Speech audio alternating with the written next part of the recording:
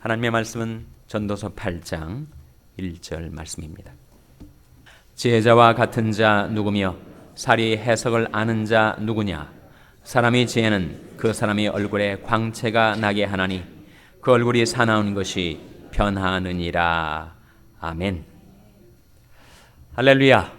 서로에게 평강의 복을 기원하는 마음으로 샬롬 인사 나누시기 바랍니다. 샬롬. 샬롬. 두 가지 기도 제목 부탁을 드립니다. 우리 재직 선출을 앞두고 우리 공천위원회가 공천 작업을 한참 하고 있는데 공천위원들에게 하나님께서 지혜를 주셔서 교회 일꾼들을 잘 공천할 수 있게 해달라고 기도해 주시기를 바랍니다. 우리 부흥사경회가 이번 주 금요일 날 저녁 7시 반에 첫 집회로 시작이 됩니다. 우리 부흥사경회에 보내주시는 강사 목사님, 조건혜 목사님의 성령 충만을 위해서 기도해 주시고, 또 우리가 주님 앞에 인도하기를 원했던 우리 친지 이웃들 가운데 그 불신 영혼들이 구원을 위해서 그분들이 함께 우리와 함께 집회에 참여할 수 있도록 위해서 기도하시고, 또 우리가 은혜 받고 그리고 우리 교회가 부흥될 수 있도록 앞으로 남은 시간 동안 계속 기도해 주시기를 바랍니다. 오늘 우리가 함께 봉독한 전도서 8장 1절 다시 한번 같이 읽겠습니다. 8장 1절 말씀 시작. 지혜자와 같은 자 누구며 사리 해석을 아는 자 누구냐? 사람의 지혜는 그 사람의 얼굴에 광채가 나게 하나니 그 얼굴이 사나운 것이 변하느니라. 우리가 전도서 말씀을 상고해 나가고 있는데, 전도서는 크게 그 장르상 어떤 책이라고 했습니까? 지혜 문학이다. 그러니까 성경 속에 wisdom literature라고 불려지는 지혜의 책들이 있다는 거예요. 대표적으로 지혜의 책 무엇이겠습니까? 잠언서, 또 욥기서, 아가서, 우리가 이 새벽 시간에 쭉 상고해 나가고 있는 전도서, 다 지혜의 책들입니다. 그래서 이 전도서뿐만 아니라 모든 지혜의 문학에서 이상적으로 추구하는 인간상이 무엇인가 하면 바로 지혜자라는 거예요. 지혜자.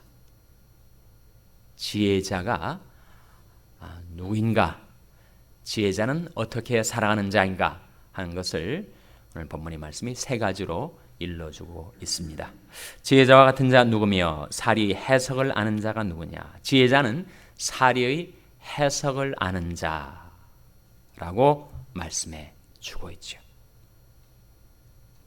전하에 만사에 이치가 있다는 거죠. 사리가 있다는 것입니다. 그 사리의 해석을 아는 자가 지혜자라는 거죠.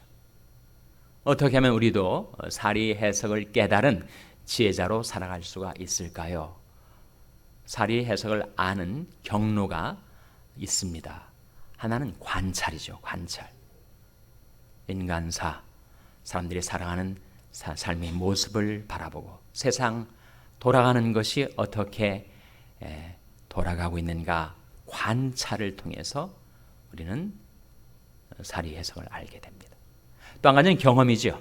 우리가 실제로 경험을 하면서 때로는 실패를, 때로는 성공을, 때로는 좌절을, 때로는 성취를 하면서 경험을 통해서 우리는 사리 해석을 배우게 되죠.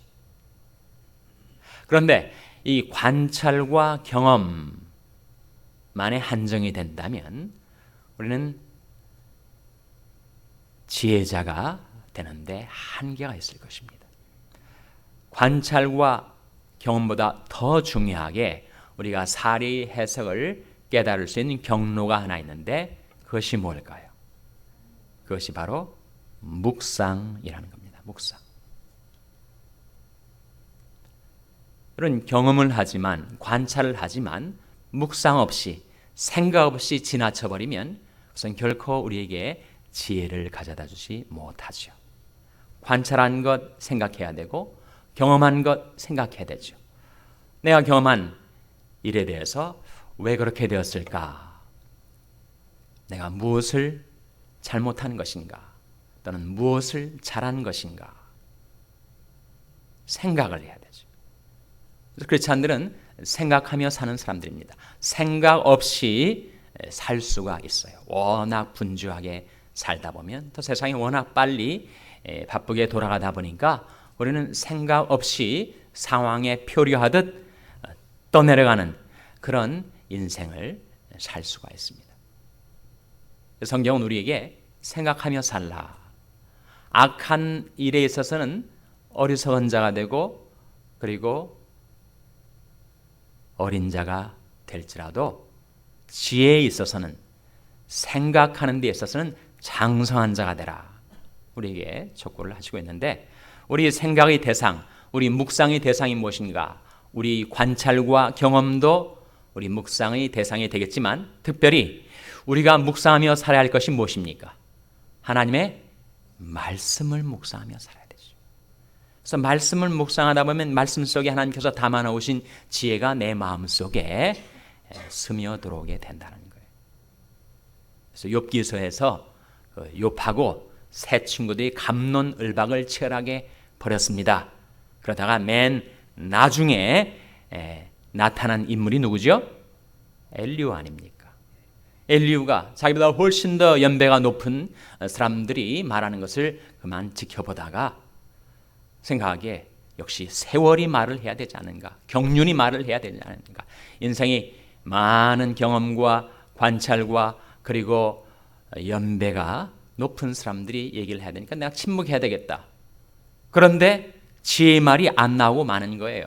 욥에서도 안 나오고 욥의 세 친구에게서도 안 나오니까 이제 엘리후가 입을 뗍니다. 내 비록 나이는 젊지만 당신들에 비해서 어리지만 그러나 사람의 지혜는 하나님께서 사람 속에 두신 하나님의 신으로 말미암아 생기는 것이니까 내가 성령을 의지해서 말을 하겠소 라고 입을 뗍니다.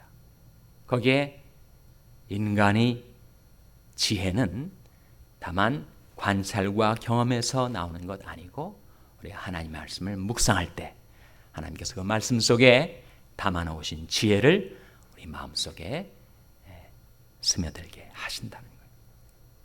그래서 사리 해석을 아는 자가 지혜자인데 사리 해석을 하려면 나 자신이나 내 주위의 사람들이나 또 이 세상이 돌아가는 것을 잘 관찰하고 또 경험하고 그러나 무엇보다도 우리에게 필요한 것은 생각하는 거죠. 묵상하는 거죠. 특별히 가장 귀중한 묵상의 대상은 하나님의 말씀입니다. 그래서 우리 생활 속에 다만 한 구절이라도 그 말씀을 깨닫는 것이 내 생활의 즐거움이 된다면 그런 하나님의 말씀을 깨달을 때 얻게 되는 그 기쁨을 누릴 수가 있다면 우리 삶은 달라질 수가 있습니다. 너무나 많은 것들 우리 시야에 들어오고 너무나 분주하게 세상이 돌아가다 보니까 우리는 생각을 하지 않고 살기 쉽고 무엇보다도 하나님의 말씀을 묵상하지 않고 살기가 쉬워요. 멀리 되돌아볼 것 없이 여러분 지난 한 주간 내가 과연 얼마만큼 실제로 성경을 펼쳐서 그 한 구절 말씀이라도 내가 깊이 묵상하며 깨달음을 얻었는가 한번 돌아볼 필요가 있습니다.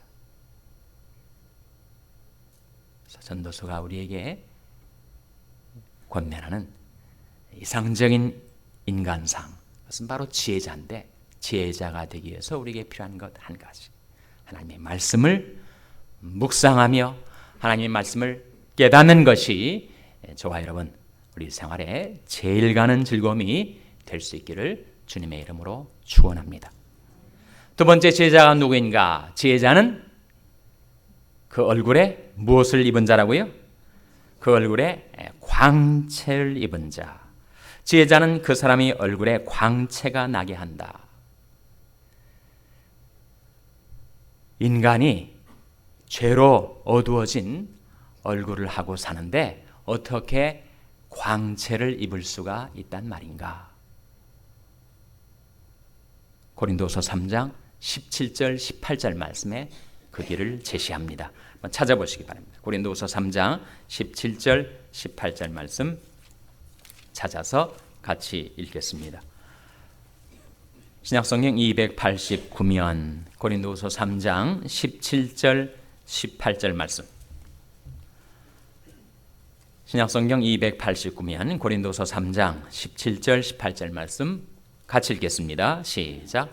주는 영이시니 주의 영이 계신 곳에는 자유함이 있느니라.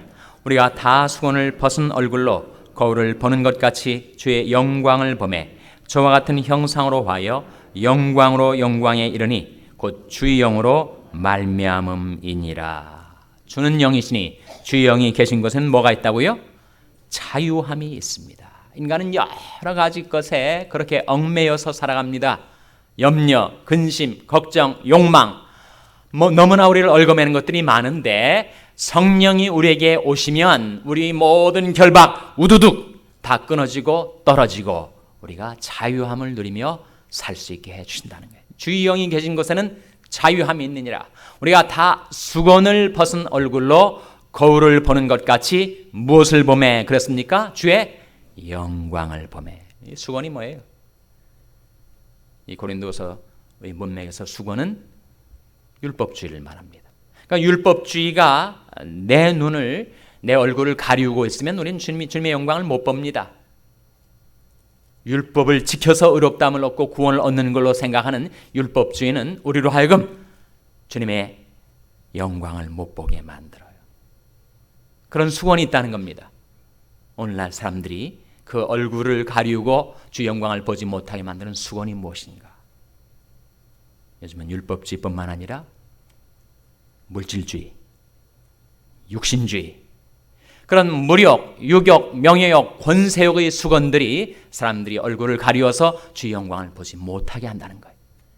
이 모든 수건을 벗어버리고 우리가 주의 영광을 바라보며 살아가면 어떻게 되는가?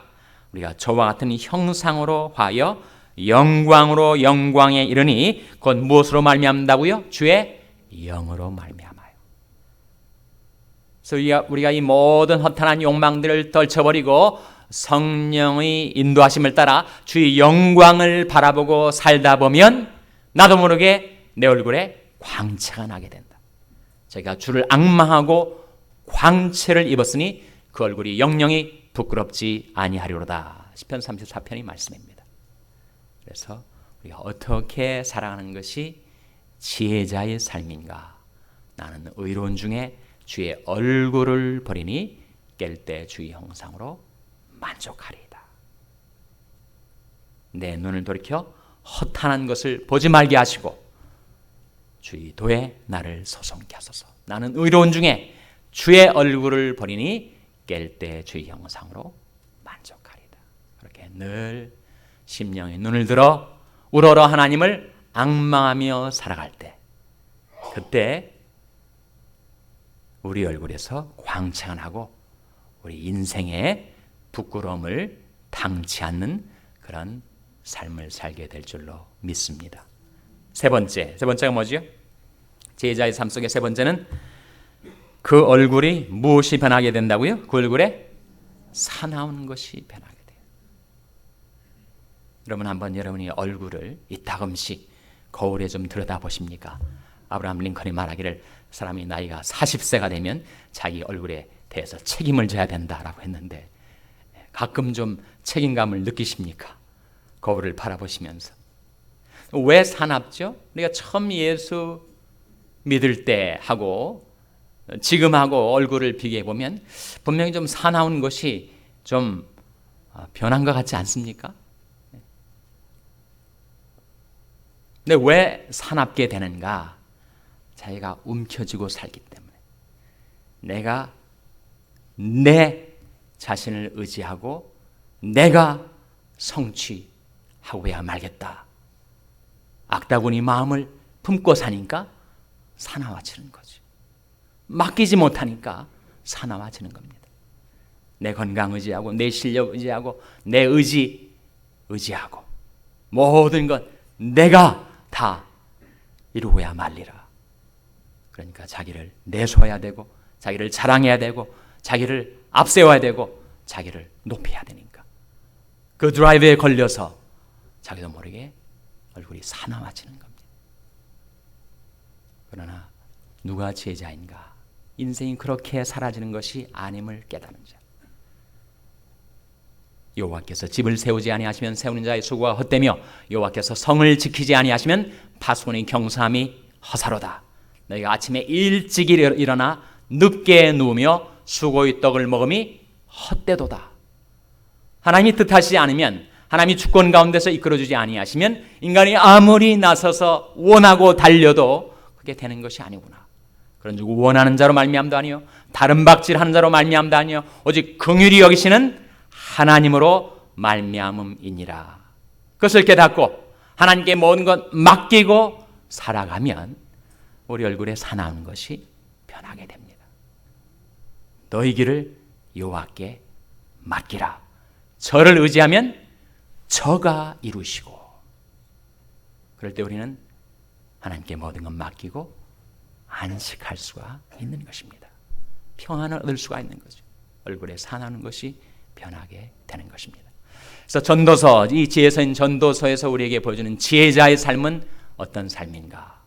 사리 해석을 깨닫고 그 얼굴에 광채가 나고 얼굴에 사나운 것이 변하여 사는 사람. 그렇게 살려면 어떻게 살아야 할 것인가? 생각하며 살라. 바라보며 살라. 맡기며 살라. 뭘 생각하는 거예요? 말씀을 생각하고 묵상하고 무엇을 바라보는 것입니까? 주님의 얼굴을, 주님의 영광을 바라보고, 그리고 무엇을 맡기며 살아가는 거예요? 우리 모든 근심 걱정, 우리 진로, 우리 성공과 실패, 모든 것 하나님께 맡기고 오직 하나님의 긍휼과 주권 가운데서 하나님의 뜻대로 이루어지이다 맡기고 살아갈 때 우리 얼굴에 사나운 것이 변하게 될 줄로 믿습니다. 기도하시겠습니다.